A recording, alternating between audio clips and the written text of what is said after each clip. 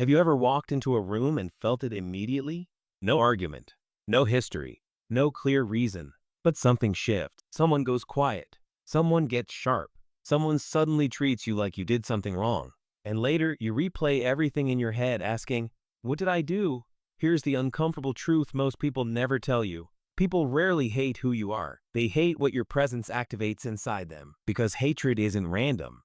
It costs energy. The brain doesn't invest attention, emotion, or obsession into something meaningless. So when someone dislikes you for no clear reason, it usually means one thing: your presence touched something unresolved. Not consciously, instinctively. Maybe you're calm where they're chaotic, grounded where they're unsure, authentic where they're performing, and that contrast creates internal tension. Psychology shows that the brain hates inner tension more than it hates being wrong. So instead of looking inward, it looks outward. And suddenly, you become the problem. This is why the hostility often feels subtle. Passive comments, cold tones, side eyes, awkward silence. They don't want confrontation. They want relief. And judgment is the fastest relief the brain knows. Now let's go deeper. Unexplained hate rarely comes from confidence. It comes from comparison. Research on social comparison shows people feel the most discomfort not when someone is far above them, but when someone is close enough to compare themselves to. You're not unreachable. You're not untouchable. You're almost them. And that's what hurts. That's why the tension usually comes from coworkers, peers, friends of friends, people in the same orbit. Your success feels attainable. Your calm feels learnable. Your freedom feels possible. And that creates pressure. Instead of asking, "What do I need to work on?" the mind asks, "What's wrong with them?" This is projection, a well-documented psychological defense. Uncomfortable feelings like insecurity, envy, or shame are pushed outward so the person doesn't have to carry them. So when someone says, "You're fake, you're weird, you think you're better," what they're often saying is, "Something about you makes me uncomfortable with myself." Here's the part most people miss. People who hate you for no reason often feel exposed. Some people survive by wearing masks: the nice one, the funny one, the dominant one, the victim one. When someone authentic enters the room, those masks start slipping. You don't even have to speak. Your silence bothers them. Your boundaries bother them. The fact that you don't chase validation bothers them because your presence asks a question they don't want to answer. Why am I pretending? So control becomes the next strategy. Sarcasm, gossip, subtle disrespect, rarely direct, because direct conflict would require honesty, and honesty would crack the mask. Now let's talk about power. Some people resent you because they can't control you. You don't react the way they expect. You don't seek approval. You don't play emotional games. For people who rely on control to feel safe, that's threatening. So they label you, dismiss you, undermine you, not because you're wrong, but because you're unpredictable to them. This is especially common in toxic workplaces, social circles, and family. The person who breaks the pattern often becomes the target. And here's the real danger. The danger isn't that someone hates you for no reason. The danger is believing there must be a reason. That's how people lose themselves. They shrink, over-explain, soften their edges, carry emotions that were never theirs. So here's the shift. When someone dislikes you without cause, don't ask, "What did I do?" Ask, "What does my presence trigger in them?" Because grounded people don't provoke hatred, they provoke reflection. And insecure people avoid reflection at all costs. People who truly feel at peace with themselves don't waste energy hating others. Hate is a byproduct of inner conflict. So if you're facing it, you're not doing life wrong. You're touching something real. The goal isn't to become less visible. The goal is to become untouchable, clear, aligned, unbothered. Because when you stop carrying emotions that were never yours, their hate loses power. And that's the moment you stop asking why they hate you and start understanding why they can't ignore you.